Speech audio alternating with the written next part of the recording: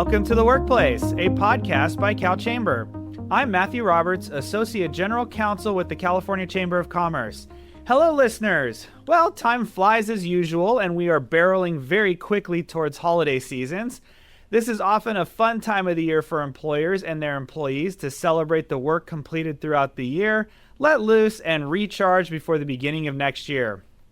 Of course, these events require planning to just put the event on, but as with all workplace gatherings, there are additional considerations to ensure a wonderful end-of-year celebration that doesn't end up leading to concerns at the end of the party. So, to discuss what to consider beyond just the food and entertainment, we welcome back Erika, CalChamber's Senior Employment Law Counsel, and Vanessa Greene, CalChamber's Employment Law Subject Matter Expert. Thank you for being here, Erika and Vanessa. Thanks, Matt. Glad to be here. Happy to be here, Matt. All right, Erika, well, let's start in with you. Obviously, these events are meant to celebrate the end of another year at the workplace, but they also often coincide, of course, in timing with religious or cultural holidays. When thinking about the theme for the party, what should our event planners at the workplace consider? Yeah, when you're thinking about a theme and you're planning your event, really a good rule of thumb is just to keep religion out of these types of events, and that includes by avoiding religious themes, religious traditions, and religious decorations, because we want all employees to feel welcome and comfortable attending the event, and that just may not be possible if we have a religious themed event. And then in addition, we have federal and California law that prohibits employers from discriminating against employees because of religious beliefs. So a party that celebrates a particular religious holiday over others is not going to be respectful of the diverse religious beliefs of our workplace and could lead to employees feeling left out or treated unfairly, which, as we know, could eventually lead to a discrimination complaint. So, for example, if we are hosting a Christmas party with Christmas-themed decorations, that could result in some employees feeling that they're being excluded from the event, either because they aren't Christian or they have a different religious belief or no religious belief at all. So we want to be mindful of that concern and the potential risk of bringing religion into these types of events. And then we also want to consider the potential need for a religious accommodation. So if there is a religious theme to the event, then an employee with a different religious belief may not want to take part in the event. Or we could have an employee who has a religious belief that forbids them from celebrating in any capacity. So if an employee's sincerely held religious beliefs prevent them from attending our event, then we need to consider whether a reasonable accommodation is needed, such as excusing their attendance and ensuring they aren't disciplined for not coming to the party. So if you do have an employee who can't attend for a religious reason, you also want to consider what you can do to provide the employee with the recognition that they would have received had they been able to attend. So how do we keep religion out of it? Well, we can just stick to a secular, non-denominational theme. We could have a winter wonderland lunch or an ugly sweater party, or even just an employee gratitude celebration. Better yet, wait until January when the holidays are over and have an event that celebrates the completion of the prior year and has no tie at all to the holidays.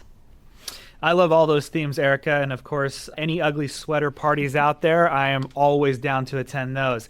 All right, Vanessa, with our theme set, we do have to actually plan for what occurs during these events. And because these events are meant to be fun and not necessarily work-related, do event planners have to really worry about any kind of employer policies or practices that have already been established when we're trying to plan for these parties? Yes, they do, Matt, because these events are still going to fall under the umbrella of employer responsibility.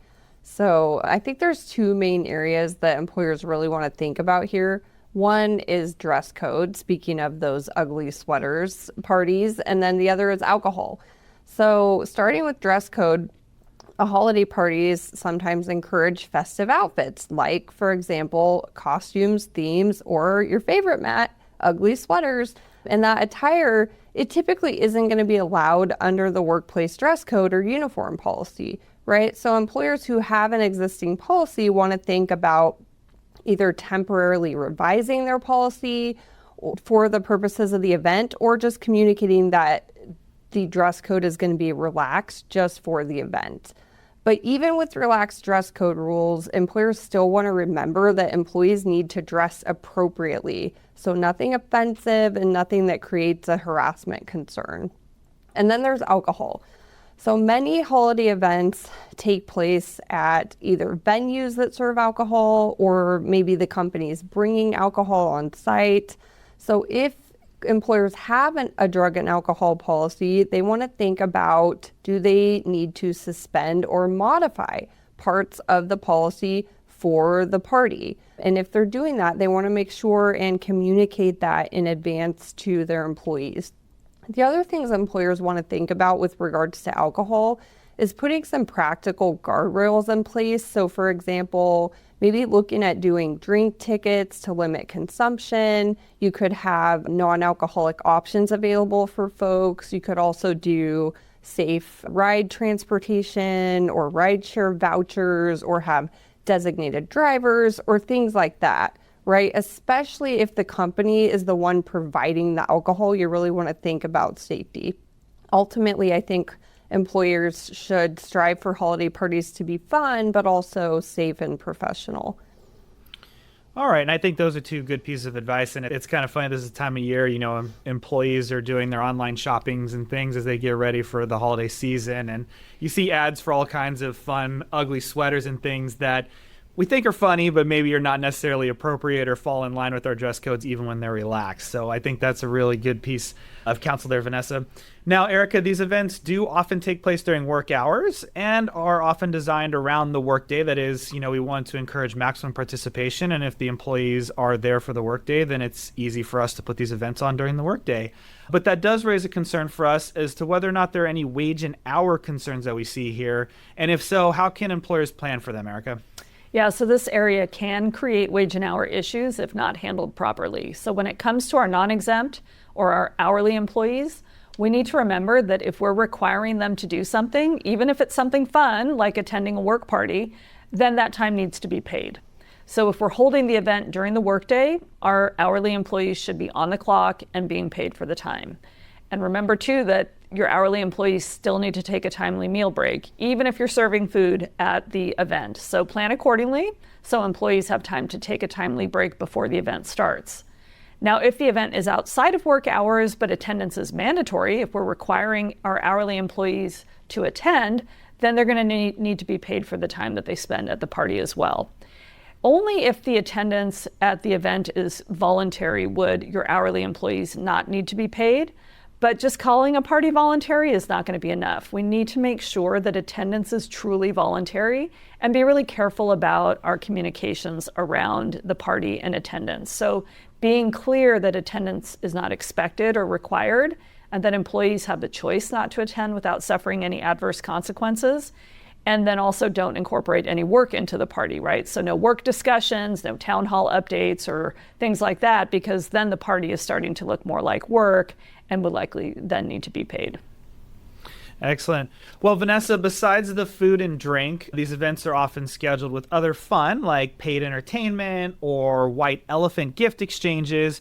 And again, while these are meant to highlight how this is really just a celebration and we're trying to kind of, let our hair down and cut loose, what kind of considerations are important when we're planning the entertainment part of the events?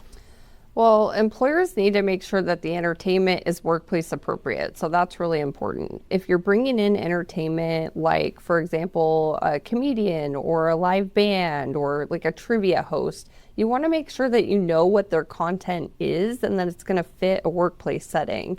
So a joke or a song that might be fine, like out at a club, for example, that could create a harassment complaint if it's tied to a company event. And as for gift exchanges like white elephant, they can be fun, but they can also get a little tricky without some clear ground rules. So employers want to think about setting up guidelines up front. For example, maybe having a reasonable spending limit, making sure that folks know they're not allowed to bring offensive or adult-themed items, and then giving folks an opt-out so that no one feels pressure to participate if they're uncomfortable. And then sometimes the stealing aspect of the gift exchange can lead to hurt feelings or people being upset. So maybe structure that in a more lighthearted way, or just make the rules very clear ahead of time so that everybody knows what to expect with that. I think ultimately it's just really important that employers remember that their harassment and respectful workplace policies are still going to apply at these holiday celebrations and events, and that they are responsible for the environment that's created at these events. Okay, that makes sense, especially if the event's at work during work hours, that we would be responsible and covered by that kind of policy or any kind of policies that apply to us. But Erika, what if the event is after hours or away from the workplace or both? And, really, what if, especially as we have talked about, the party is purely voluntary, both on the face and in practice? We do not expect you to show up. We're just putting this on if you want to come. It's voluntary, but it's not here at the office. It's not during work hours. Are there still policy, harassment issues, things like that at play? Yeah, well, like we always say in our harassment prevention training, Matt, when it comes to workplace harassment, it's not where you are, it's who you're with. So if you're with your coworkers, whether that's at an on-site work event or an after-hours work party, the anti-harassment policy and the laws against harassment still apply. So if the conduct wouldn't be appropriate at the work site, in the workplace, it's not going to be appropriate at the work party, even if it is off-site, after hours, and purely voluntary. Now, employees may not always realize that, so it can be helpful to remind them of your anti-harassment policy in advance of your event, and even circulate a copy of the policy. That could be a memo or an email to all staff. And be really clear with your employees that inappropriate conduct is not going to be tolerated at the event. Make sure your management and your supervisors are setting a good example at the event as well and not engaging in any inappropriate conduct themselves. And if misconduct does occur, it needs to be dealt with promptly. And if you receive a complaint of harassment or misconduct after the party, you need to investigate it just as you would any other complaint. The fact that it happened after hours or away from the work site or at a voluntary work event is not going to excuse your obligation to investigate and take appropriate corrective action. Well, I've really enjoyed this conversation with the two of you. It's nice, fun event planning that's going on out there. And I know it is not quite there yet, but these holidays and these parties come upon us. So everyone out there, please do, take note and take some lessons from this. So thank you, Erika and Vanessa, for joining me today to really help employers avoid any of these kind of little thorny issues when trying to plan some fun end-of-year celebrations. Thanks, Matt. Thanks, Matt. It was a great discussion. And thank you, listeners, for joining this discussion on the workplace. Please share and subscribe to CalChamber's podcast by visiting calchamber.com.